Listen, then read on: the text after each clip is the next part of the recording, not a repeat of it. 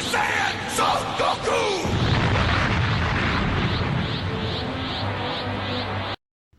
Hey guys, RS Chaos Master Brian here. How's it going?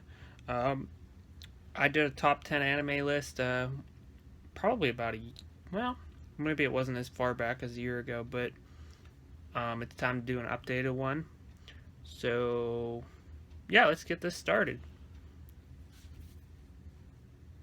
Number 10. Death Note. This is probably one of the most unique animes on my list. It is very intellectually based thriller, I guess is the best way to describe it. It's hard to figure out what's going on at some points of it, but it's about this kid that finds a notebook, and if he writes a person's name in the notebook, they die.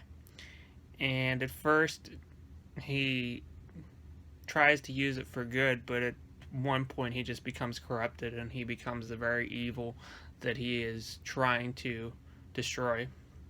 So, yeah. Number 10, Death Note. Now, before I continue on, I think when I get through this list, you're going to see that it has a lot of very well-known titles on this top 10 list, and a lot of them are shonen anime. So, let's go to number 9. Number 9, Yu Yu Hakusho.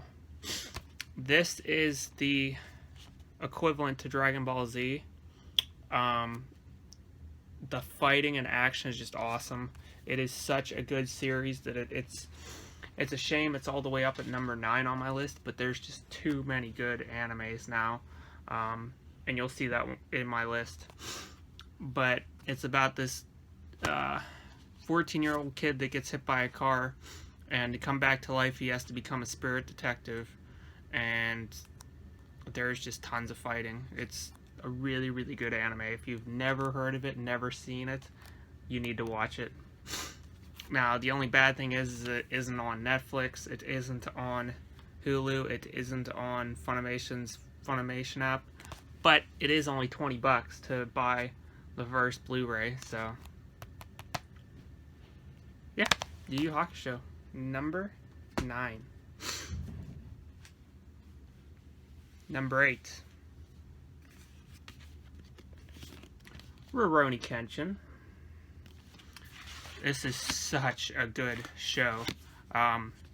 It takes place during the Meiji Revolution, or the Meiji era, after the Revolution, I'm sorry. And it really is a good show. It has historical aspects to it. It's about this wandering samurai who vows not to kill anymore. He slaughtered tons and tons of people in the Meiji Revolution. So, yeah, so good. He vows not to kill, but he just kicks ass with his reverse blade sword. And a lot of stuff happens throughout the series that tests him. And at one point it seems like he might even become a manslayer again. But it doesn't happen, so sorry for the spoiler, but Number 7, Gurren Lagann. I don't like any robot animes except for this one. I don't like Gundam Wing. I don't like what's the other ones there are? There's a whole bunch of different ones that involve robots and mechs. This is the only one, and it is really, really, really, really good.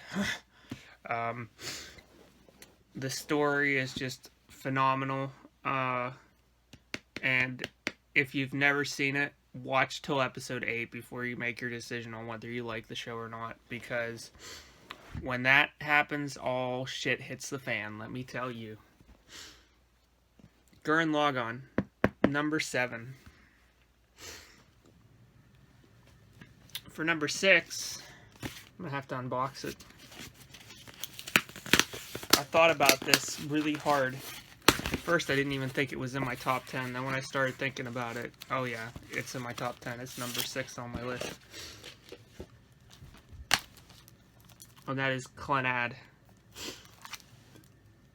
This is another really unique anime on my list for sure. It takes place during high school. It is by far the saddest anime I have ever seen. I watched this in, well, I watched 10 episodes, the last 10 episodes of this in one night, and I had, like, my stomach was just in knots because of how much I was crying. Those last 7 or 8 episodes are just absolutely brutal. Let me tell you. There's another anime in my top 10 list that is also emotional, but it's just not as sad as this. And that's all I can say. So I got this thanks to the Right Stuff holiday sale. Thumbs up. $30, normally $69.99 a piece. I got both seasons, so I paid not even what it costs for one for both of them. And it's by Sentai Filmworks. And here's the other one, Sentai Filmworks. Yep.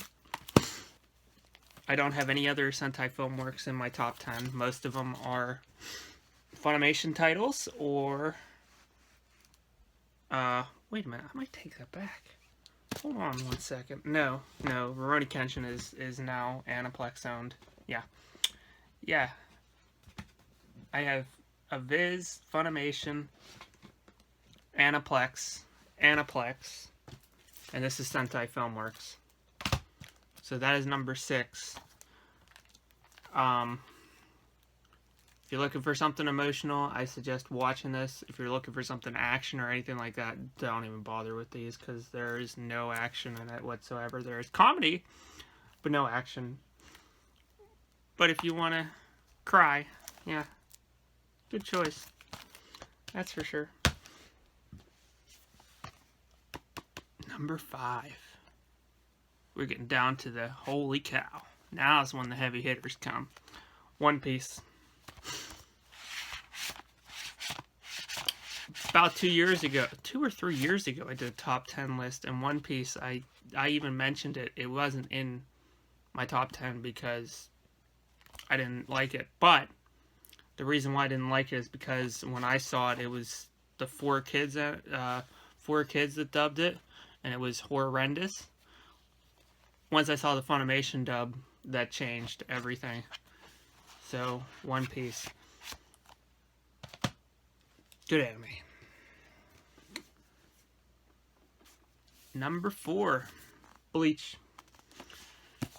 I thought about it long and hard whether One Piece would be before Bleach or Bleach would be before One Piece, and at this point, Bleach is before One Piece. Really good series, very poor ending. They don't even finish the whole story. The last arc is manga only, which is a real big disappointment. There's hope, always hope that maybe they'll animate the rest of it. If they do, then this could solidify its place in my top 5. Otherwise, it just seems to keep going down and down. It was number 2, I think, when I did my anime list 2 or 3 years ago. But now it's number 4. Number 3, Fairy Tail. So good, such a good anime. Has the action of Dragon Ball Z, the comedy of Dragon Ball. Dragon Ball would be the closest thing I could compare it to, but it is so good. Absolutely love Fairy Tail. So, number 3 on my list. And it deals with wizards, guilds, magic, fighting. A lot of good things. Number 2, Sword Art Online. There is no doubt about this one. Sword Art Online is so good. This is that other anime that was very emotional in the 3rd arc of the 2nd season. And this, even even the first season has some emotional parts to it. Great anime done by Aniplex. It's about these kids that get trapped in a virtual world, and if they die in the game, they die in real life. And you're going to find out the consequences of what that does to someone throughout this season, and even in season 2. It's pretty intense. And of course, my favorite female anime character is Asuna, so that has to have a role to play. And number 1 always will be number 1. I don't see it ever getting knocked off, especially thanks to Super. Dragon Ball Z. I don't even need to say anything except for this. Just an awesome anime. And the best way I'm going to describe this is exactly what's on the Dragon Box. A journey that began long ago in a place neither near nor far. A story of heroes passed down through the ages until now. This is our story. These are our heroes. Dragon Ball Z. Dragon Ball in general. We're just going to lump it all together. Dragon Ball Z, Dragon Ball Z Kai, and Dragon Ball Super. I cannot wait till it gets dubbed. It is by far my most anticipated title that is going to be dubbed. But I can't wait for Sword Art Online Season 3. I can't wait till Fairy Tail gets to the Tartarus arc. I can't wait till One Piece gets to the war. And I'll have to wait for Bleach, because who knows if anything's going to happen with that. So yeah. What do you guys think of my top 10? Do you agree, disagree? Just feel free to share your favorite or even top 5 in the comments below. And other than that, we'll talk to you later, YouTube. Thanks.